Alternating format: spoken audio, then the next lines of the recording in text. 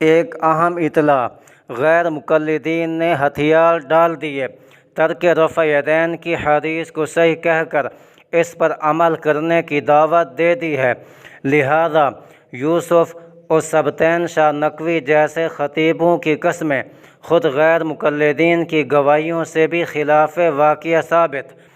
میرے سامنے غیر مقلدین کی جانب سے شائع شدہ سنن نسائی مترجم موجود ہے، جس کے سر ورق پہ ڈاکٹر عبدالرحمن بن عبدالجبار الفریوائی لکھا ہوا ہے۔ اسی طرح تقدیم فضیلت الشیخ مولانا ارشاد الحق عصری درج ہے۔ یہ کتاب دارالدعوہ نئی دہلی سے شائع ہوئی، جبکہ پاکستان میں اسے مکتبہ بیت السلام لاہور نے شائع کیا ہے۔ قبل اس کے کہ ہم اس کتاب سے ترک رفع یدین کی حدیث کا صحیح ہونا دکھائیں، مناسب ہوگا کہ ہم ان غیر مقلدین کے نام سامنے کر دیں جنہوں نے اس کتاب کو موجودہ شکل میں لانے تک کام کیا ہے۔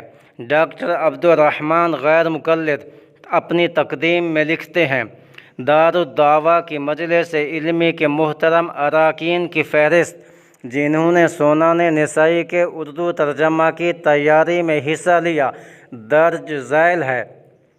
نمبر 1 مولانا احمد مجتبیٰ سلفی، نمبر 2 مولانا احمد سلفی، نمبر 3 مولانا محمد ایوب عمری، نمبر 4 مولانا ابو البرکات اصلاحی، نمبر 5 مولانا عبدالمجید سلفی، نمبر 6 ڈاکٹر محمد خالد عمری، نمبر 7 مولانا محمد مستقیم سلفی، نمبر 8 مولانا بشیر الدین تیمی۔ ان 8 ناموں کے بعد ڈاکٹر صاحب نے 2 مزید نام مولانا ابو اسعد قطب محمد عصری اور مولانا ابو یحییٰ محمد زکریا زاہد لاہوری بھی بتائے ہیں۔ حاصل یہ کہ زیر نگاہ سنن نسائی مترجم کسی فرد واحد کی کاوش نہیں، بلکہ یہ درجن بھر سلفیوں کی محنت کا حاصل ہے۔ سلفی جماعت کی کاوش سے تیار ہو کر منظر عام پہ آنے والی اس سنن نسائی مترجم کا صفحہ 639 ہے۔ امام نسائی رحمہ اللہ نے باب قائم کیا، ترک ذالک یعنی رفع الیدین نہ کرنے کا بیان۔ اس باب کے تحت حدیث نمبر 1027 ہے، جو کہ سیدنا عبداللہ بن مبارک رحمہ اللہ کی سند سے مروی ہے۔ عن عبداللہ قال الا اخبرکم بصلاۃ رسول اللہ صلی اللہ علیہ وسلم قال فقام فرفع یدیہ اول مرۃ ثم لم یعد۔ عبداللہ بن مسعود رضی اللہ عنہ کہتے ہیں، کیا میں تمہیں رسول اللہ صلی اللہ علیہ وسلم کی صلاۃ یعنی نماز نہ بتاؤں؟ چنانچہ وہ کھڑے ہوئے اور پہلی بار اپنے دونوں ہاتھوں کو اٹھایا، پھر انہوں نے دوبارہ ایسا نہیں کیا۔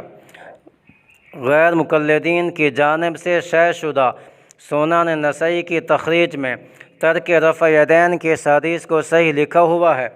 اسی صفحہ 639 پہ آگے فائدہ کا عنوان قائم کر کے لکھا، ایسا ہو سکتا ہے کہ نبی اکرم صلی اللہ علیہ وسلم کبھی کبھی رکوع میں جاتے وقت اور رکوع سے اٹھتے وقت رفع الیدین نہ کرتے رہے ہوں، کیونکہ یہ فرض و واجب تو ہے نہیں، اس لیے ممکن ہے بیان جواز کے لیے کبھی آپ نے رفع الیدین نہ کیا ہو اور ابن مسعود رضی اللہ عنہ نے اسی حالت میں آپ کو دیکھا ہو۔ مطلب یہ ہے کہ تخریج میں ترک رفع یدین کی حدیث ابن مسعود کو صحیح کہا اور آگے فائدے کے عنوان کے تحت تسلیم کیا ہے کہ رسول اللہ صلی اللہ علیہ وسلم سے رکوع کا رفع یدین چھوڑنا ثابت ہے۔ آگے بڑھنے سے پہلے 2 باتیں سنتے چلیں۔ نمبر 1، امام نسائی رحمہ اللہ نے ترک رفع یدین کی حدیث ابن مسعود پر رکوع کے رفع یدین نہ کرنے کا باب قائم کیا ہے، نہ کہ عید کی زید تکبیروں میں رفع یدین نہ کرنے کا۔ لہٰذا اس حدیث سے عیدین کے رفع یدین کی ممانعت کو کشید کرنا امام نسائی وغیرہ محدثین کے فہم کے خلاف ہے۔ جبکہ غیر مقلدین کو بھی تسلیم ہے کہ حدیث کا مطلب محدثین ہی زیادہ جانتے ہیں۔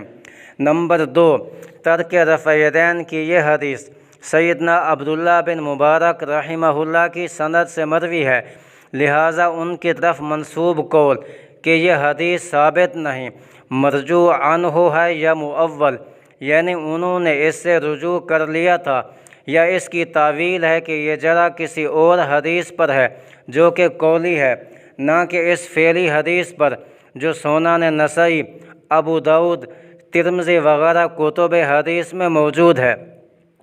ترک رفع یدین کی حدیث ابن مسعود سنن نسائی مترجم صفحہ 653 پہ بھی ہے۔ امام نسائی رحمہ اللہ نے الرخصۃ فی ترک ذالک باب قائم کیا، یعنی رفع یدین نہ کرنے کی رخصت کا بیان۔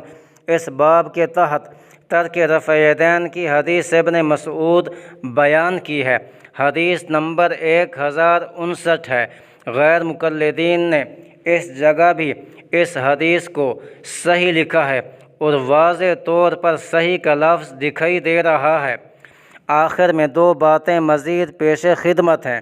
نمبر 1، ڈاکٹر عبدالرحمن غیر مقلد نے سنن نسائی مترجم جلد 1 صفحہ 66 تقدیم کے تحت لکھا، ہم نے تو نئے اور پرانے ناقدین حدیث اور حاذقین فن کے علوم کا خلاصہ پیش کر دیا ہے۔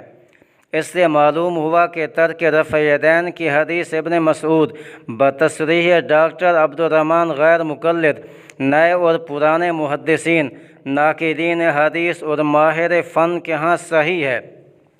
نمبر 2، ڈاکٹر عبدالرحمن غیر مقلد اسی کتاب کی تقدیم صفحہ 67 پہ لکھتے ہیں، حدیث کی تصحیح و تضعیف کی نشاندہی در حقیقت اتمام حجت کی ایک اہم کڑی ہے۔ اب یہ ناظرین کا کام ہے کہ وہ رسول اکرم صلی اللہ علیہ وسلم کے فرمودات کو حرز جان بناتے ہیں یا اپنی پرانی روش ہی پر قائم رہتے ہیں۔ ڈاکٹر عبدالرحمن غیر مقلد کی اس عبادت کے پیش نظر غیر مقلدین خصوصاً یوسف صاحب، سید سبطین شاہ نقوی جیسے قسم اٹھانے والے خطیبوں سے ہم پوچھتے ہیں کہ نسائی میں موجود ترک رفع یدین کی اس حدیث صحیح کو حرز جان بناتے ہو یا اپنی پرانی روش پر قائم رہتے ہو؟ جواب کا انتظار رہے گا۔